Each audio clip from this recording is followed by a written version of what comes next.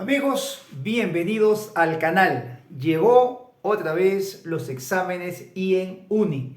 Exámenes de la UNI llamados o de la modalidad Ingreso Escolar Nacional.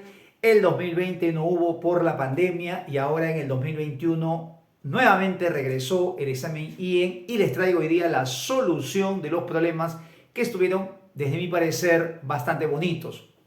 Para aquellos que de repente no saben qué cosa es el IEN o a qué me refiero, les cuento que la Universidad Nacional de Ingeniería tiene una modalidad exclusiva para estudiantes del quinto año de media, el quinto año de secundaria, y pueden obviamente acceder a la universidad aprobando este examen.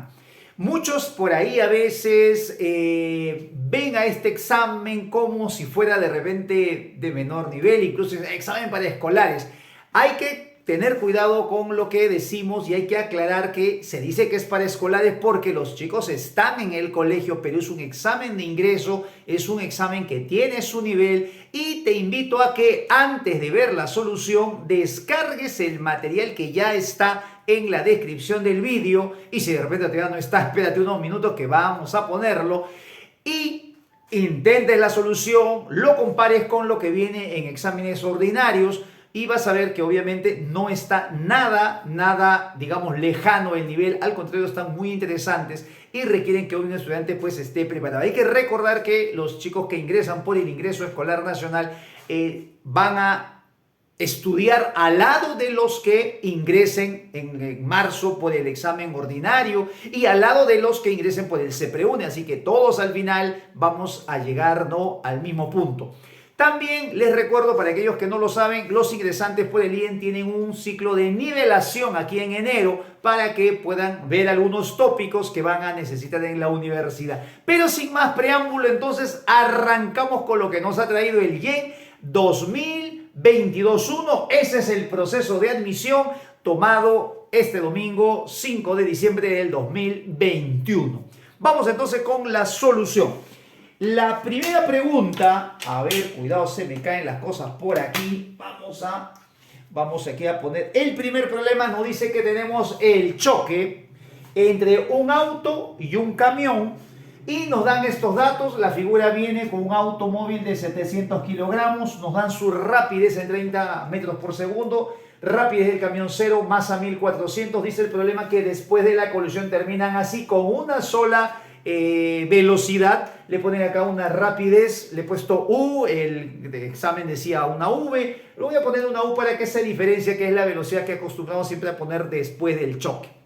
Es una conexión inelástica. Aquí una primera pregunta que me han estado formulando, me dicen, pero no era choque plástico. Hay que recordar que, y lo está en el vídeo de este canal, puedes revisarlo, hablamos de choque elástico cuando los cuerpos recuperan sus formas originales, inelástico cuando ya no se recuperan, y cuando no se recupera absolutamente nada se llama completamente inelástico. Entonces este es un choque inelástico, completamente inelástico, que también es llamado plástico, como para diferenciar, pero aquí nos están poniendo choque inelástico porque hay deformaciones permanentes, los cuerpos quedan unidos y nos piden esta rapidez. ¿Cómo hago para plantear este problema? Problemas de choques, hemos visto varios en el canal.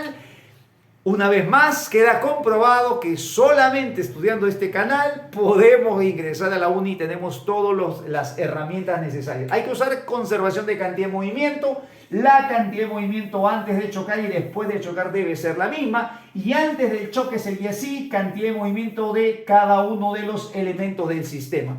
Del auto sería la masa, que es 700, la masa por su velocidad. Podemos aquí poner su velocidad, la puedo poner así, 30i, siempre poniendo en forma vectorial.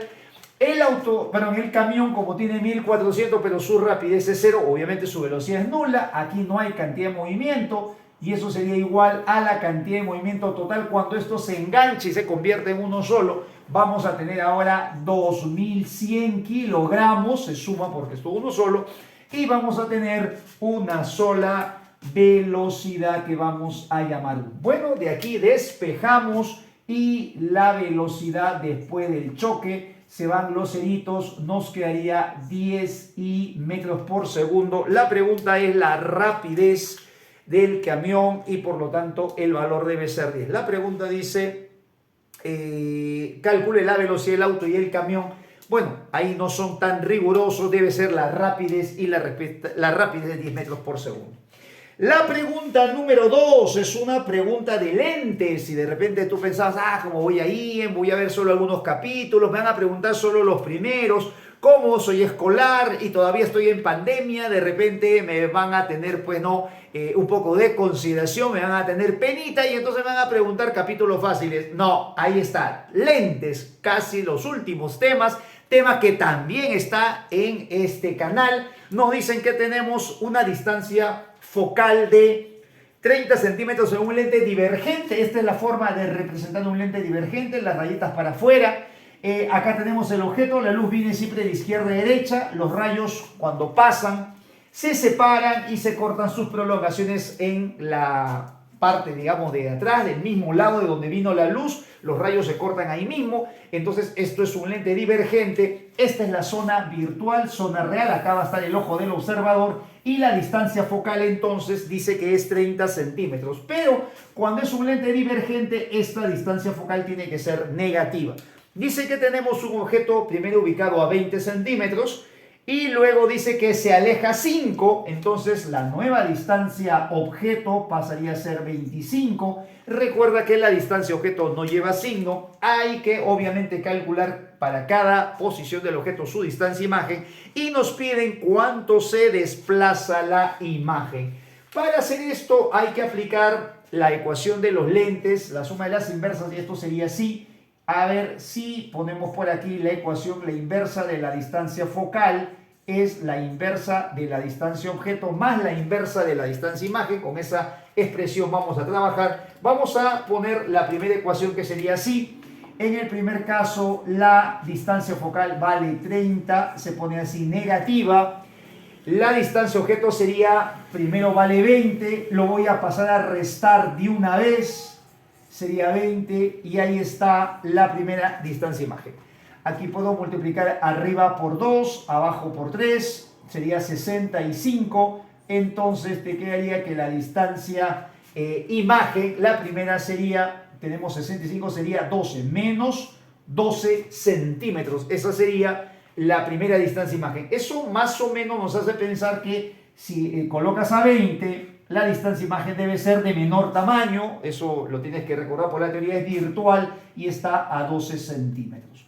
Cuando llevamos el objeto hasta 25, entonces mi ecuación quedaría así. La inversa de la distancia focal seguiría siendo 30. Este tipo de problemas ha venido en la uni varias veces y creo que si has seguido la solución de IENs pasados o de repente de prácticas pasadas y exámenes pasados vas a ver este modelo con relativa frecuencia. La distancia focal ahora es 25 y también pasa a restar, sería menos 25 y acá me quedaría la nueva distancia imagen. La nueva distancia imagen, a ver, sería igual, vamos aquí a despejarlo, acá puedo multiplicar por 5, acá por 6, entonces me va a quedar 150 dividido entre 11 y esto me sale 13,6 centímetros, 13,6 centímetros negativo. ¿Cuánto se ha desplazado? Lo que me piden es, si estaba a 12 y después está a 13, ¿cuánto es lo que se ha desplazado la distancia imagen? Y entonces la respuesta sería 1,6 centímetros, que vendría a ser la alternativa E. ¿Qué te parece? Número 3. Pregunta de gravitación universal, un tema que también lo hemos trabajado, está en el canal también Gravitación Universal. Y nos dicen que un carro pesa aquí en la Tierra 3.430 newton. Me piden determinar cuánto será su peso si se va a un planeta cuya masa me dan como dato 6,42 por 10 a la 23. Me dan el radio de este planeta 3.400 kilómetros. Bueno, aquí lo que hay que hacer es calcular la fuerza gravitacional de este carro cuando llega al otro planeta y para eso tenemos que usar la ley de gravitación universal. El valor de G también te lo dan. La uni normalmente hace eso, sería 6,67 por 10 a la menos 11. Ahí está en unidades del sistema internacional. La masa del planeta es dato del problema. A ver, esto sería 6,42 por 10 elevado a la 23. Y esto hay que multiplicar por la masa del cuerpo. Aquí, digamos que esta sería la única parte donde hay que pensar un poquito, tener en todo caso un poco de cuidado. Me han dado como dato el peso del carro aquí en la superficie de la Tierra y me tengo que acordar obviamente que el peso es masa por aceleración de gravedad. Así que si yo quiero la masa del carro tendría que poner esto. 3.430, que es el peso, y lo divido entre el valor de la aceleración de la gravedad, que en la superficie no lo da, pero tengo que usar el valor de la UNI, 9,81, y qué casualidad, porque cuando desarrollas te sale la clave exacta, o sea, eso quiere decir que da 9,81. Y bueno, el radio lo tengo que poner en metros, es 3.400 kilómetros, dice ahí. Así que esto lo tengo que poner 10 al cubo y todo este radio elevado al cuadrado. Bueno, de aquí, operando la fuerza gravitatoria, nos va a salir exactamente 1295 newton. Esa es la solución. Pregunta número 4. Pregunta, me parece que es muy bonita esta pregunta. Siempre la UNI tiene un problema muy bonito, muy interesante. Y este me parece que es la estrella de este examen. Mira, la pregunta dice: un cohete inicia su movimiento vertical hacia arriba con una aceleración igual a 2g. O sea, habla de un cohete que acelera. Y después de 20 segundos, en el instante 20, dice que se apaga el motor de este cohete. ¿Y qué pasa cuando un cuerpo lanzado ya se apaga el motor, ya no tiene cómo impulsar? ¿Qué va a pasar con él? Bueno, este cuerpo va a quedar ya a merced, o sea, va a quedar afectado solamente por la fuerza gravitatoria y entonces va a empezar a adquirir una aceleración de gravedad, la que conocemos hacia abajo y de valor g. Debido a esta aceleración, es obvio, el cuerpo se termina deteniendo y finalmente regresa a tierra. Y me preguntan cuánto tiempo desde que despegó, o sea, todo este tiempo es lo que se ha demorado. Un estudiante normal debería seguramente pensar en calcular, pues no, el tiempo que demora en... Bueno, ya tiene acá los 20 segundos, tendría que calcular cuánto es la velocidad final que adquiere al final de esos 20 segundos, ecuación 1. De ahí calcular cuánto tiempo se demora en llegar hasta acá. Puede hacerlo de repente si trabajó como en colegio, primero de subida, después todo. Si trabaja de forma vectorial, podría de repente calcular esta altura y con las ecuaciones vectoriales calcular todo el tiempo. Finalmente sumar y debe llegar a la solución.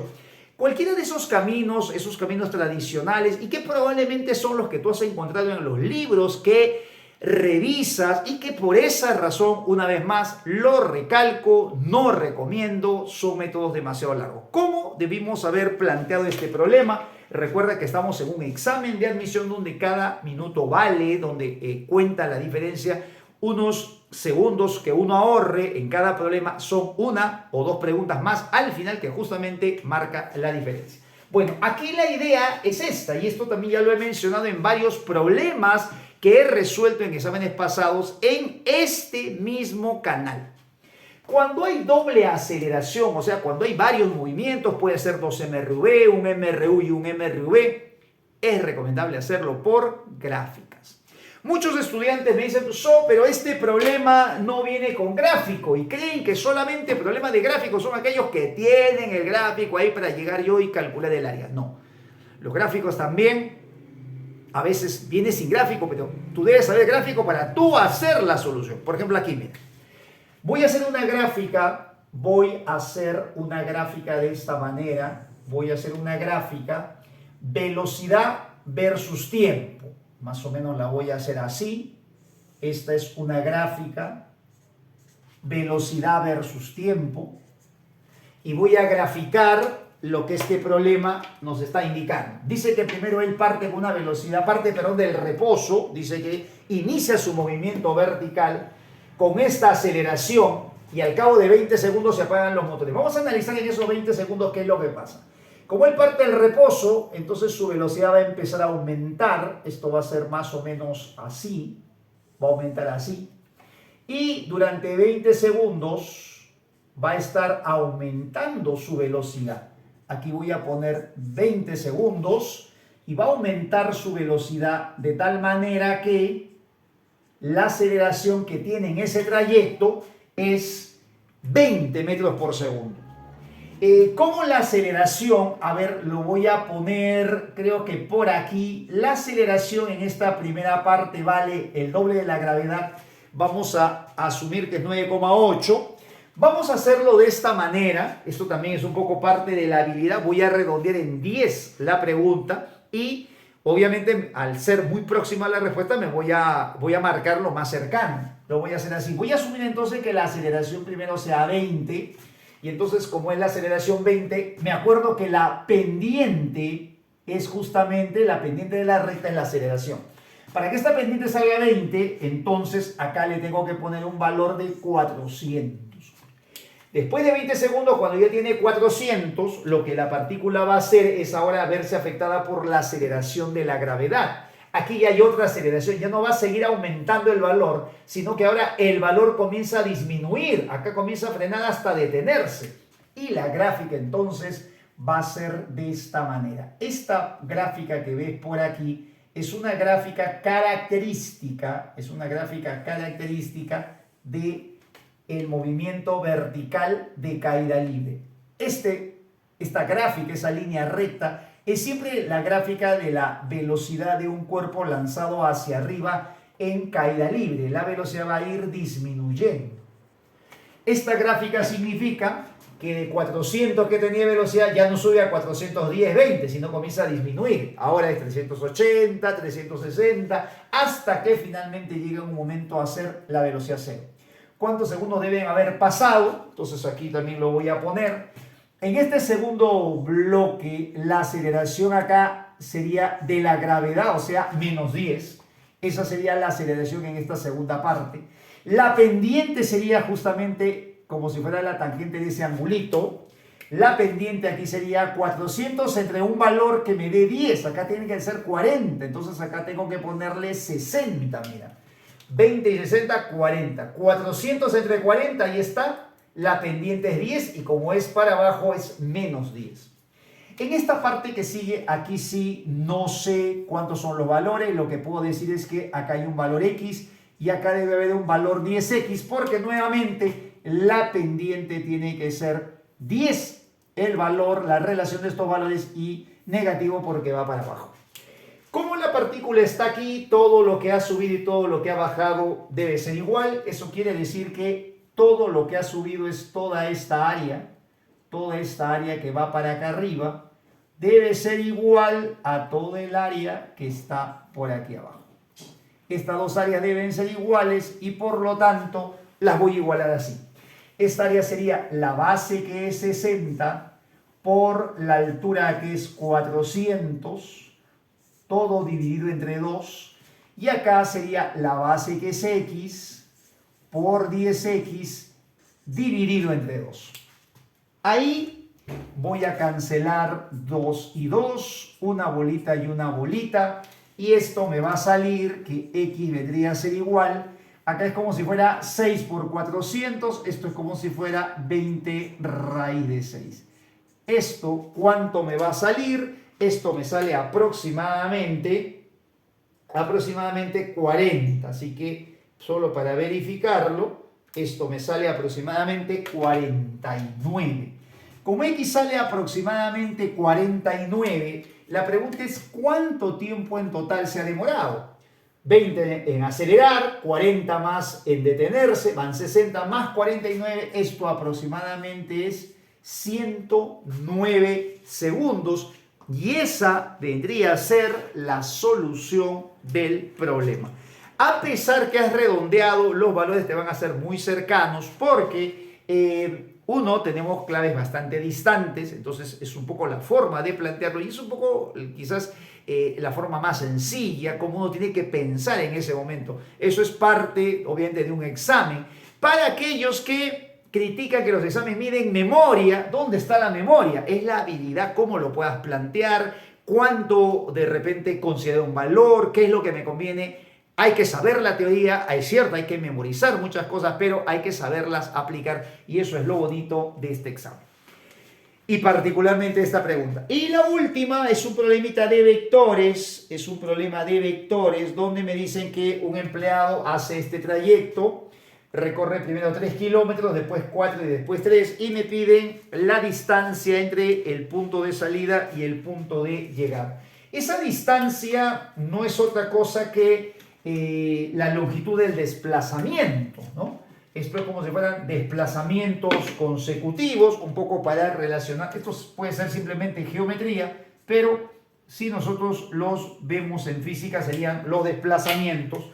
Y entonces lo que queremos calcular es el desplazamiento total, que es justamente el que me indica la distancia entre el inicio y el final, porque esa es la idea del desplazamiento. El desplazamiento lo que me indica es cuál es el cambio de posición, dónde estaba y dónde está ahora. Ese desplazamiento resultante para poderlo calcular, como ya lo he mencionado también en el canal. ¿Cuál es la idea cuando quiero calcular el módulo de un vector?